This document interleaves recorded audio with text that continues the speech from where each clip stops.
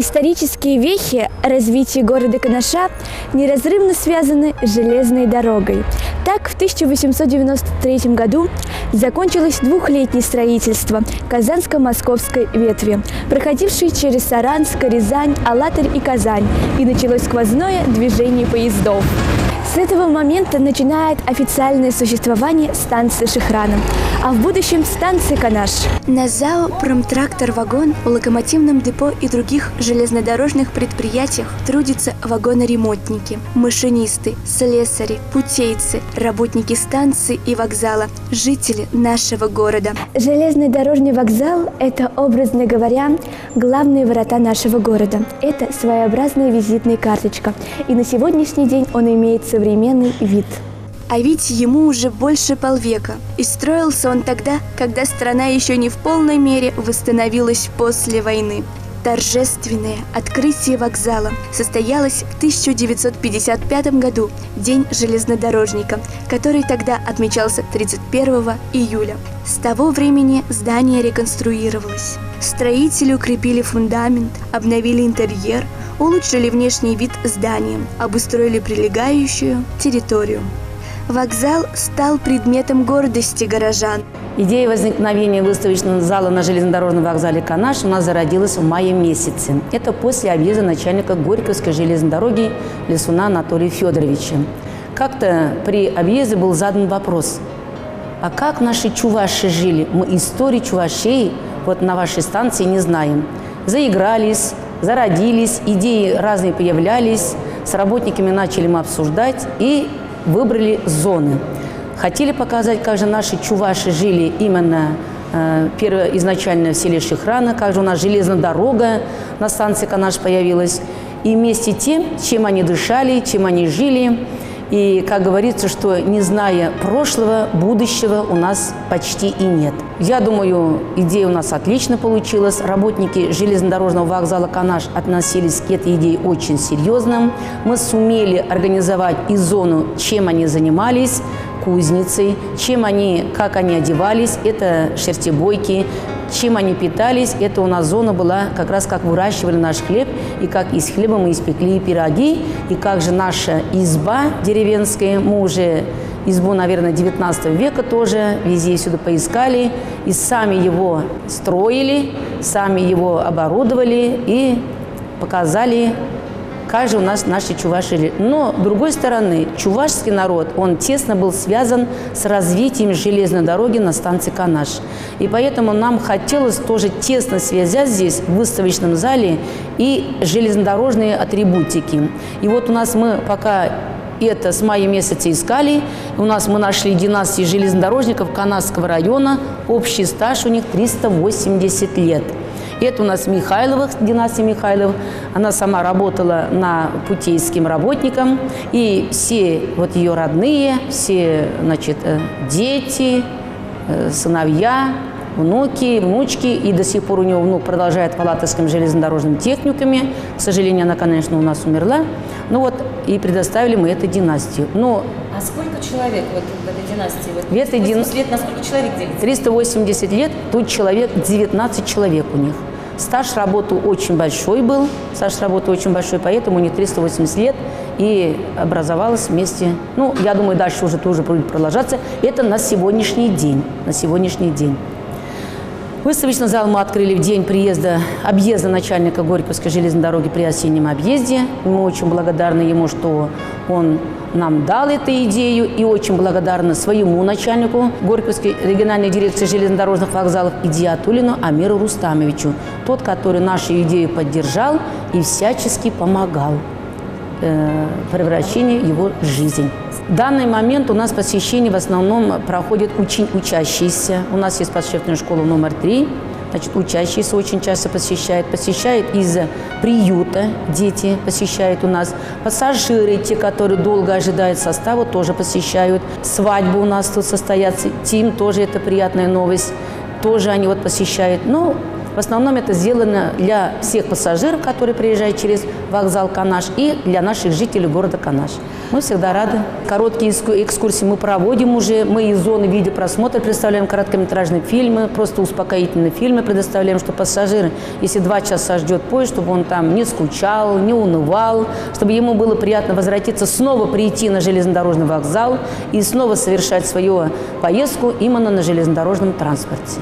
Большую роль в жизни города и железной дороги играет и локомотивное депо. А вспомнить историю нам поможет Александр Иванович Дробинин. Музей был основан известным машинистом, автором герба города Канаша Василием Трикозовым. Летопись локомотивного депо как станции Канаш исчисляется с 1893 года. Тогда оно было на 2 стойла, принимало паровозы для мелкого ремонта, для стоя пассажирских и товарных паровозов. Скажите, пожалуйста, сколько служб обслуживают железную дорогу? Сколько? Конкретно я вам начну перечислять по пальцам. В основном это наши локомотивщики, так ТЧ называется, тяговая часть, если расшифровать.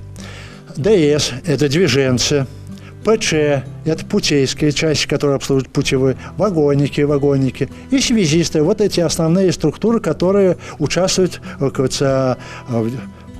по-простому в движении, в работе железнодорожного транспорта. Днем и ночью, в стужу и в зной, в дождь и в метель ведут машинисты грузовые и пассажирские поезда. Александр Иванович, а куда машинисты ведут поезда? Я скажу, на сегодняшний день, если мы конкретно будем о пассажирских, наши локомотивные бригады, конкретно депо «Канаш», водят поезда в сторону Москвы до станции Вековка. Это между Муромом и Москвой 460 километров в плечо. На грузовые пассажирские водят до Красного узла, вот все сюда. На Чебоксары, Новочебоксарск. И здесь пригородные поезда до Казани водят, а грузовые до Агрыза водят. Вот эти гербы с тех станций, где... А эксплуатация, значит, на Латере, на Чебоксаре, вот на этом серии локомотив водят, тепловозах. Вот рельсовый автобус, пожалуйста, это Чебоксары и Алатырь рельсовый автобус водят поезда. На Казань, вот она, электричка показана, пассажирские поезда, вот ЭП-9. На сегодняшний день, собственно, в каждом предприятии тоже есть передовики производства. Так и у нас в течение этого периода существования нашего предприятия есть у нас раздел кавалера высших наград Родины. В нашем депо был даже герой соцтрудоочерник Сергей Игнатьевич. Вот он. Если взять улицу Пушкина, на его доме, где он жил, есть мемориальная доска. У нас есть работник, который имеет почет работы. Горькое здоровье. Это взятый список людей уже министерского звания. Это чисто дорожное звание. И вот есть фотографии, которые из тех людей, которые вот здесь есть, у нас выложена фотография, которая почетная здоровье. Вот этот машинист, где Володя Никитин, дважды почетный железнодорожник. Сам Александр Иванович является почетным работником Горьковской железной дороги. В основной массе участников войны, естественно, пришли после фронта. В нашем коллективе много ребят, опять которые служили и воевали в так называемой афганской войне. А сейчас живых они остались? Они все вот эти ребята же, они работают. Мы вот раз говорили об участниках войны в нашем коллективе, потому что мужское население ушло на фронт, в нашем коллективе работали женщины. Кошкина машинист, Кошкина, Пугаева, Клинова, Доронина, заменили своего мужа, так написано, кочегарами трудились. Если на тепловозе там все, автоматический машинист контроль навернул, подвинул, то на паровозе нужно. Уголь хранится, особенно во время войны, в тендере паровоза. Вот тут, видать, угля не было, потому что западная территория нашей страны были захвачены немецкими войсками. Топили паровоз дровами.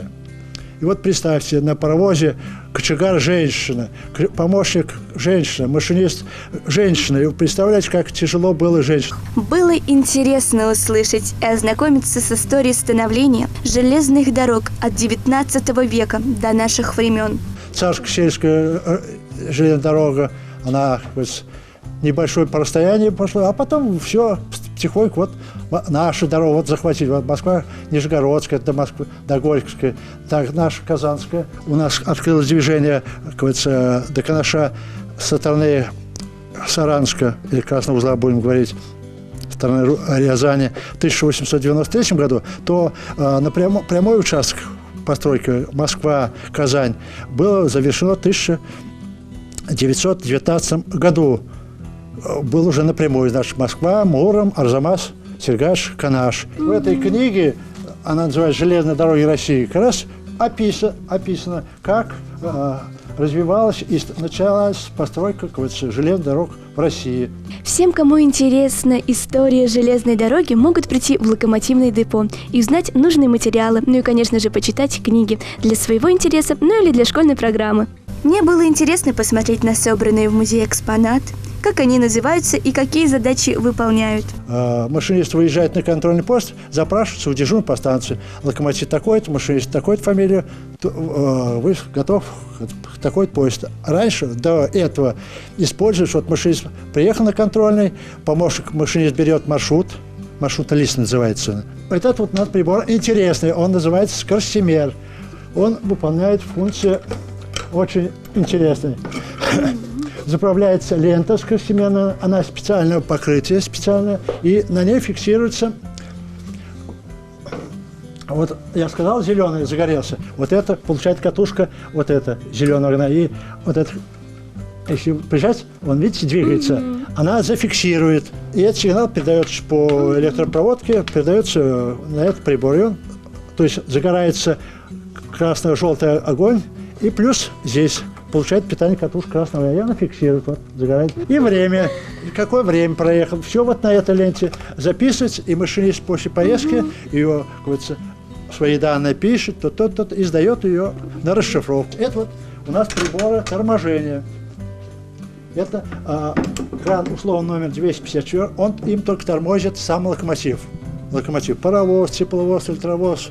А вот этот кран машиниста, в данном случае вот 394 его номер, условный номер, он для управления тормозами вагонов. Не просто его рулить. Кто, как не ветераны, железнодорожники, смогут поделиться своей историей? Каковы же были функции вашей работы? Ну, тут про станцию что надо сказать. Станция, конечно, она большая. Тут 3 цеха было всегда. Это был цех движения, прием, отправление поездов, потом маневровая работа, подача, уборка вагонов на предприятии. Это даже предприятий очень много было. Не хватало маневровых локомотивов. Но прежде чем кончить, совсем прийти на работу, я вначале был на практике здесь стрелочником работал. Потом недолго старшим помощником начальника станции проработал, дежурным по станции, и потом уже заместителем начальника станции по грузовой коммерческой работе. И вот вся жизнь у меня прошла вот на этой станции. Работа была, конечно, ай-яй, какая тяжелая. Арсений Григорьевич, у вас очень много тут медалей. Могли бы вы рассказать о самой дорогой вам медали? Ну, я так бы сказал бы. Это не столько я заработал эти награды, сколько люди, с которыми я работал. Ну, мне как руководителя, по-видимому, вместо них награждали. Вот так я говорю. Это не мои заслуги. Это не моя заслуга. Это заслуга людей, с кем я работал. В основном коллектив женский был. Все женщины такие были молодцы, такие трудяги. Ой, это ужас. До такой степени, не могу даже... Все были самые хорошие. В фондах музея железнодорожной станции Канаш также бережно хранятся фотографии, документы, материалы, экспонаты, связанные с историей города. Вы понимаете, что Станция большая, команд много нужно было давать, чтобы выполнять какие-то операции.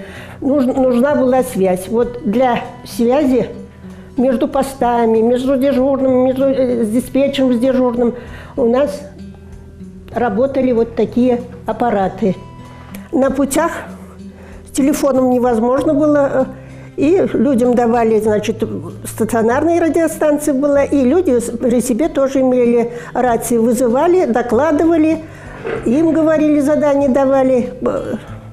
В основном они ручные фонари, все пользовались этими фонарями. Были вначале керосиновые фонари, ставили керосиновую лампу, там зажигали и работали. Вот. С этим молотком начальники при комиссионных осмотрах обходят стрелки, обстукивают. У каждой специальности, у каждой должности, вот, например, дежурный по станции, своя форма. Вот эти инструменты, сейчас в основном ими уже почти не пользуются. Уже новые инструменты появились, облегченные. Эти же все вручную надо было кирковать, хлопать. А вот тут история станции Канаш на страницах фотоальбомов. Здесь у нас не только станция Канаш, тут всего узла. И ШЧ-9, и ПЧ собрали. Венгерский альбом. Нашей дружбе крепнуть. Вот это фотографии с венграми. А эти альбомы кто-то сам создавал или целый коллектив? Этот альбом создал Соколов Петр Петрович. Как эти книги связаны с железной дорогой? Здесь у нас очень много книг, написанных воспоминаниями самих работников железных дорог. Все воспоминания работников депо, вот 2 книжки, это воспоминания работников, которые работали во время войны в депо. Воспоминания. Вера Илларионовна, спасибо вам огромное за такой рассказ, за всю историю. Теперь я буду очень хорошо знать историю. И я очень вам благодарна, мне было очень интересно послушать, ну и, конечно же, наверное, как и нашим телезрителям. В настоящее время к Канашскому железнодорожному узлу относятся несколько специализированных дистанций: локомотивное депо, вокзал, путевая машинная станция, Канашская дистанция пути ПЧ-19 и другие предприятия и организации. И каждая из них богата историей человеческих судеб, производственных достижений. Все они, как единый и слаженный механизм, создают историю нашего города.